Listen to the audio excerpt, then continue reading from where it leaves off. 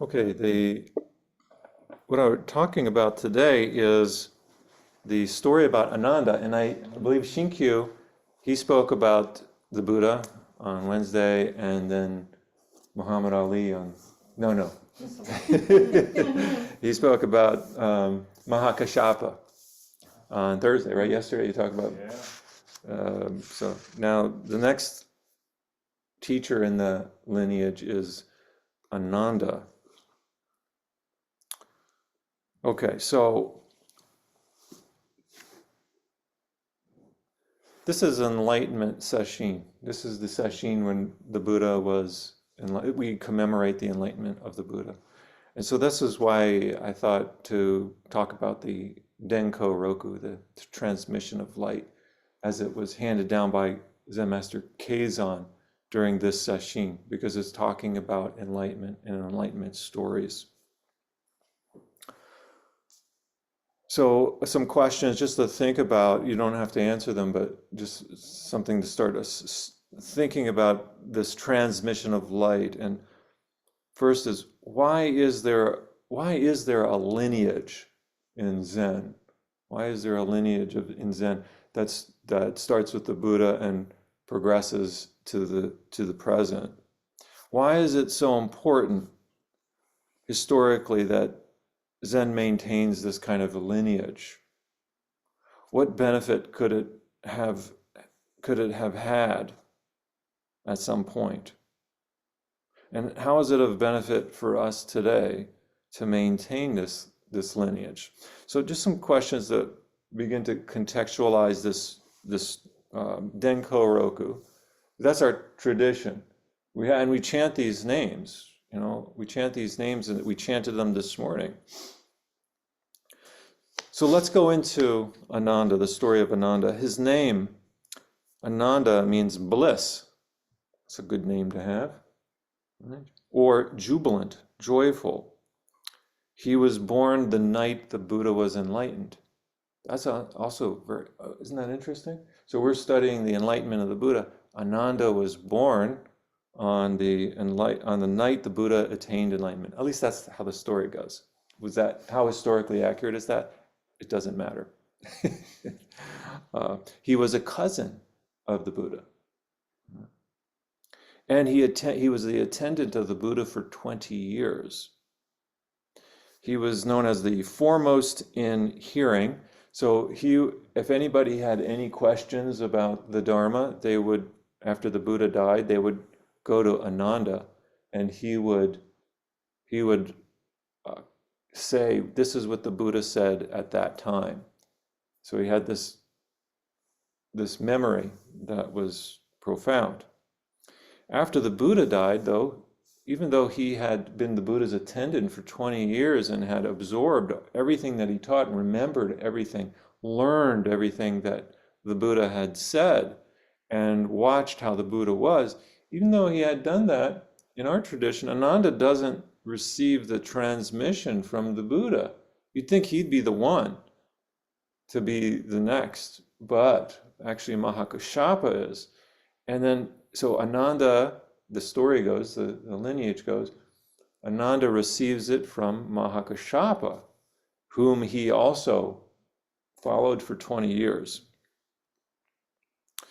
Another story about Ananda that is interesting, I think, is about the story of how the robes came to be, the Buddha robe, the Rakusus. And that is, he was walking with his cousin, the Buddha, and the Buddha was wondering what pattern they should make their robes from, because a lay person in their time in India, there were many monks, there were many ascetics that were living in the forests trying to find and attain enlightenment. And the Buddha was just one other Hindu doing the same thing. But he had his particular teaching that was distinct, much related to Hindu philosophical thought, but it was also distinct in its own way, subtly. And one of his lay followers wanted to offer donations of food to his students, and he made a donation to the students of somebody else that he didn't know, but he wanted to support the Buddha's students. So he said, Buddha, could you please create an outfit that we can recognize your students from other students? And so the Buddha was walking with his cousin Ananda along the rice fields, and he asked Ananda, what do you think? Should we pattern our robes after the rice fields? And Ananda agreed with him. He said, that's a good idea. And the way my teacher described these robes is that, well, they're patterned. First of all, they are patterned after the rice fields. If you look closely at the smaller ones or the full size ones, they're patches, and they're fields of rice that are connected by pathways. And so the idea is that you're wrapping yourself in spiritual nourishment wherever you go. You put your robe on, and then you could imagine monks in those days, or ascetics in those days, where food wasn't necessarily a given. And so to to wrap yourself in food is symbolically not to go hungry for nourishment, spiritual nourishment. That we don't just live on the physical nourishment. We of course need the physical, but we also need the Dharma. The Dharma also feeds us, and without the Dharma, we're just lost. We really are. I don't care, we really are just lost if we don't have the Dharma. And the Dharma, by Dharma, I mean that very broadly, that the Dharma is what brings us to some degree of freedom. I don't mean freedom in the sense of you can do whatever you want, but being clear that you're okay as you are, that you are worthy of respect, that you are of service to others, and that you have this chance to continue to improve yourself despite whatever mistakes in the past that we've made. We have this opportunity to continue to do better. And that's really true. That's one of the things I respected my teacher so much. He said about the men in prison that she worked with. She would say, it doesn't matter what you did in the past. I don't care what you did. You can change at this moment. You don't have to. Society gives you a label, but you don't have to take in that label. And that's, again, the Sesshin does is we vomit up the labels other people give to us in that process, in the process of sitting deeply. The other thing, the other important story around Ananda and the Buddha is that Ananda asked the Buddha, he said, World Honored One, I heard it said that good friends are half of the great way. And the Buddha said, don't say that, Ananda. Good friends are all of the great way. So it just plugs in that importance of the relational element to our practice. And we have to be cautious of that, especially in the West, where we can make the practice into something that we do personally, individually, and forget about the people that are around us, the Sangha, and to see each other also as friends, and that is our friends. It's all of us that carry us through this sesshin. You carry me, we all carry each other. All of your work, we're all playing important roles, and that's why I said earlier we're creating this environment ourselves with every moment, whether we know it or not. If we're unconscious, we're also creating the world. We're creating an unconscious world. And we do that sometimes, don't worry. We do that, and we can just wake up little by little. So here's the case of Ananda and Mahakashapa.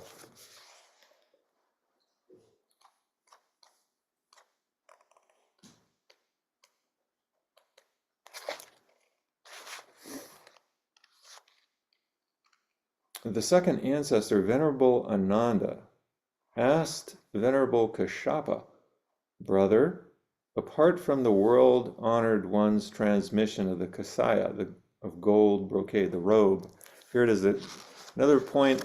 Notice how the robe gets into this too. So here, Ananda was very intimate with the robe. He was part of the initial idea around the sewing of the design of the robe. He must have known that robe very, very well. I mean, not just by wearing it, but he was there at the very inception of the robe. So he says to Kashyapa, because remember, the robe is something that it's a symbol of the transmission of the Dharma from one teacher to the next. It's a symbol of that transmission. So Venerable Ananda is asking his teacher Mahakashyapa, apart or aside from the transmission of this gold brocade robe, what is it that was transmitted separately? Is there something else? There's got to be something else. It wasn't just the robe. Was it just the robe? Kashyapa called, "Ananda!" Ananda answered, "Yes." Kashyapa said, "Topple the flagpole in front of the gate." Ananda greatly awakened. So that's our root case for Ananda. There's this interaction that takes place. Ananda asks his brother Mahakashyapa, what was transmitted besides the robe? And Mahakashyapa calls out to him, "Ananda, yes, take down the flagpole." So let's look at this a little bit more closely. All right, so what did the Buddha transmit aside from the robe? So one of the things we got to keep in mind here with this story is that Ananda's amazing beginner's mind in simply asking that question. He had a major beginner's mind there in asking that question. He knew everything that the Buddha taught. He knew absolutely everything that the Buddha taught. He could recite it easily. In a sense, that question affirmed his own enlightenment. So follow me here. He had learned an awful lot, and he had to go through a process of unlearning. He had to go through a process of unlearning everything in order to get to that particular question. What else did the Buddha teach you besides? What else did the Buddha transmit? He must have known, right? He was there. He was the Buddha's attendant. He must have known, right? What he had to go through some major unlearning in order just to get to that particular question, and it took him 20 years to get to that question. So his wide learning of the Buddha actually became an obstacle to him. The fact that he knew so much. You know, I'm staying up there in the Dokusan room where there's so many books, and I started looking at them. I didn't open them up, but I was looking at all these titles and like, I wish I knew it was in this one. I wish I knew it was in this one. I wish I knew it was in this one. And I look at this bookcase here, the same thing. I want to know what's in all these books. And then I come back to Ananda and I'm like, this is where it's at, right? We don't need to know everything. We don't need to know everything. All right?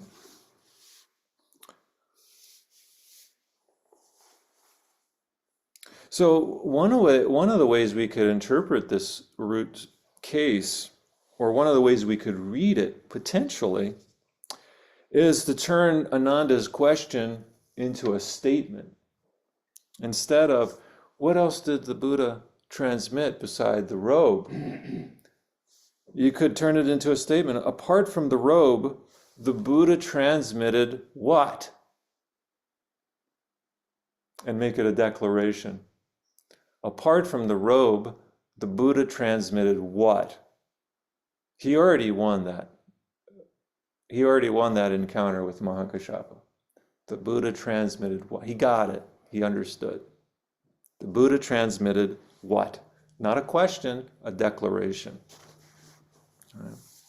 And it's hard for us, I think, to fathom the depth of Ananda's enlightenment because there's a there's a cultural component in this story as well around the idea of learning, the vast learning that Ananda undertook in being the Buddha's attendant for 20 years, and then Mahakashapa's attendant for another 20 years, so 40 years. He must have applied himself an awful lot. And so I want to just take a cultural slash historical angle to this particular story. It was written around the 14th century, the story here. And this is a time in Japan where there's another teaching very present in the country of Japan as well, previously in China, and that is Confucianism. And the Confucian tradition really emphasizes the importance of learning and study, and to never quit learning and never quit studying. It's an important part of our practice as well. But Zen also there's kind of a little bit of a vying for attention by the populace. And Zen had to offer something that Confucianism didn't. But we need to know, like, how important, I think, we need to get clear how important the idea of learning, not just information like we do today. It's not just about learning information, but learning in the Confucian context, yes, it included study, but the study also included cultivating your own heart, making yourself morally upright, and to continue to do that throughout your whole life. That's the means by which you become a sage. And you never quite get there, but that's the process. So the very first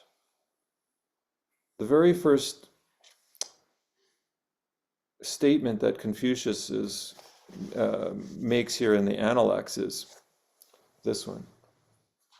Confucius said, "Having studied to then repeatedly apply what you have learned, is this not a source of pleasure?"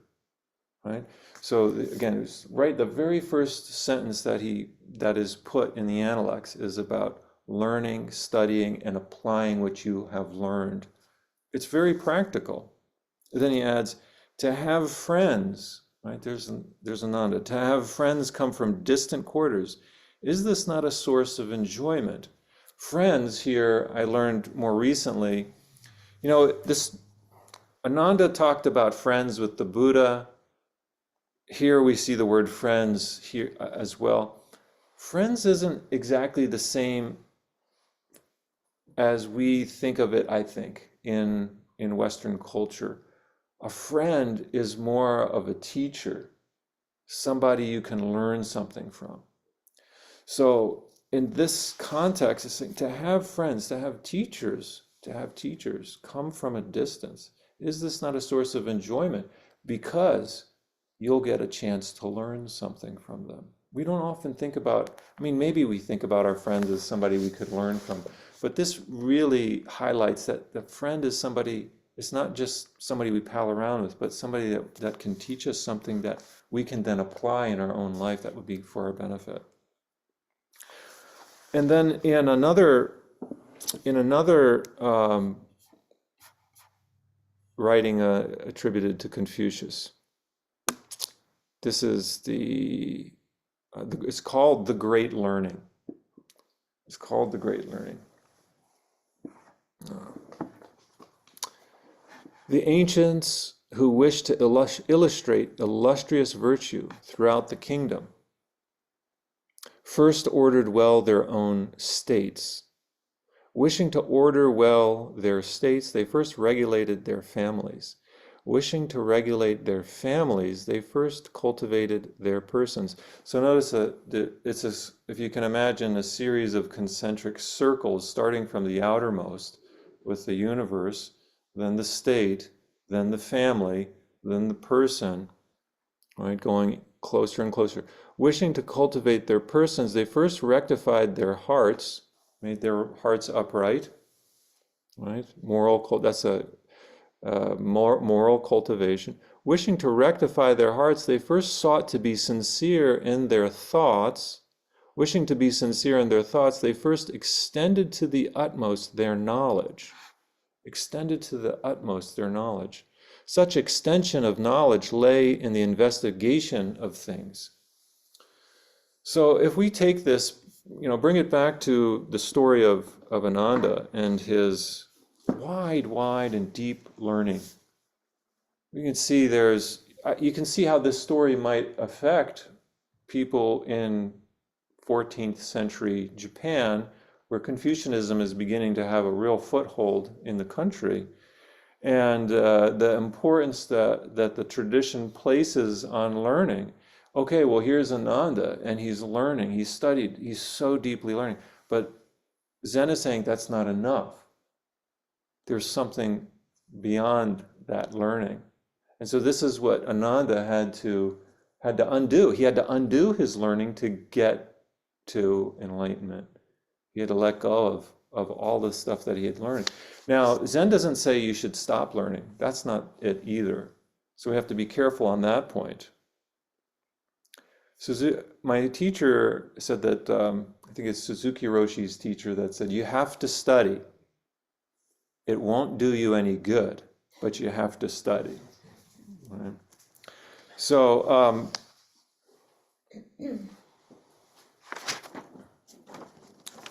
how do we apply this into our own culture? How do we apply this? And what's our problem in our own culture that this might have? Because I don't think we don't have the same value, at least in places where I teach, the value of learning.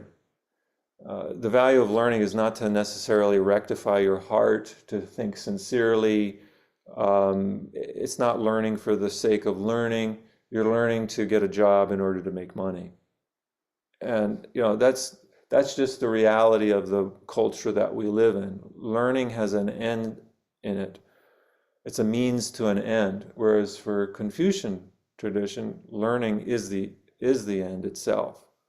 So that's a big difference. So we don't live in that particular culture. I think it's good to learn for the sake of learning, but we feel like, I think, if I can generalize here, information is our salvation for many people. And I say that because I'm thinking of the internet, and people feel secure when they can ask a question and find an immediate answer to that question.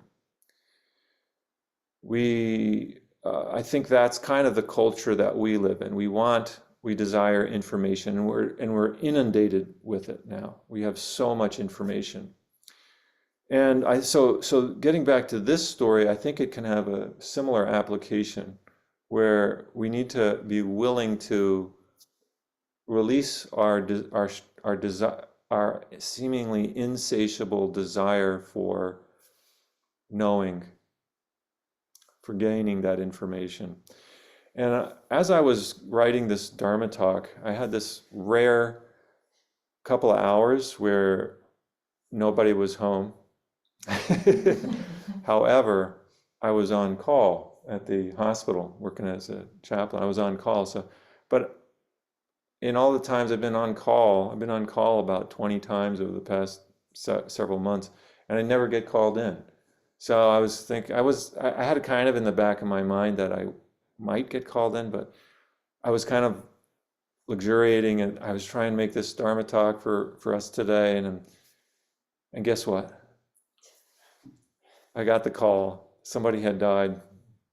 So I had to go in and leave my things aside. And when I came back from that call, I resumed the writing, and I thought, the universe just made my Dharma talk for me. What I just experienced there at the hospital is exactly what I need to add to this Dharma talk. So in this case, an older gentleman had passed away, and as a chaplain, I don't introduce myself as a Buddhist, and I'm not wearing any Buddhist garb. And oftentimes the people that I'm ministering to are Christian, and they expect a Christian kind of language in what I talk about. So I do that, and I offered a prayer at this. There was the man who had died. His wife was present, and about 7 or 8 other family members were present there. And so I offered a prayer, and I said, I try to make it as inclusive as possible for who was there, saying something along the lines that so and so came from God and he's returning to God. And I said some other things there, but the purpose and the point of the prayer was to give some degree of easement of the mind. And the wife, I comforted her as best I could. I sat down by her side, and she asked this wonderful, beautiful question. I was so floored by the question that she asked itself. She looked at me, she said, "Where did he go?"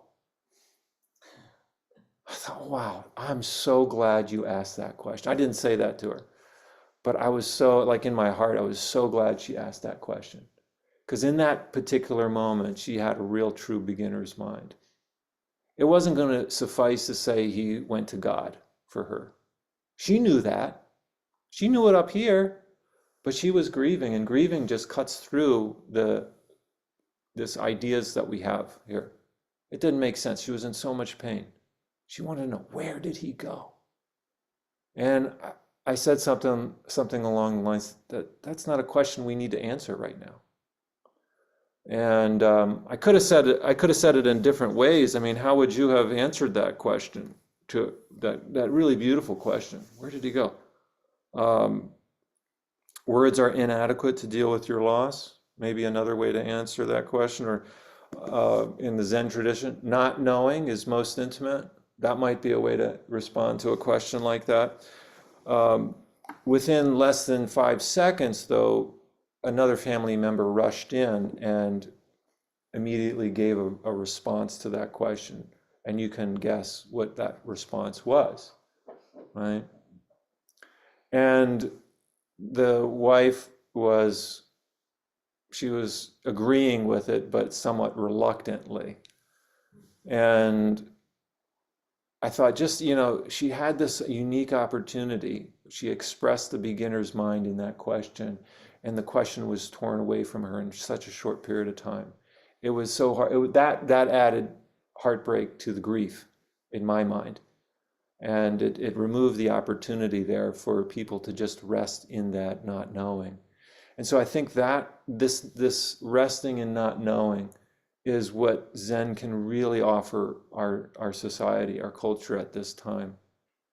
The ability to let go of having to have the right answer, and to just sit in that liminal space before the answer comes and just rest there. That's what Zazen for me is about. That's what I teach.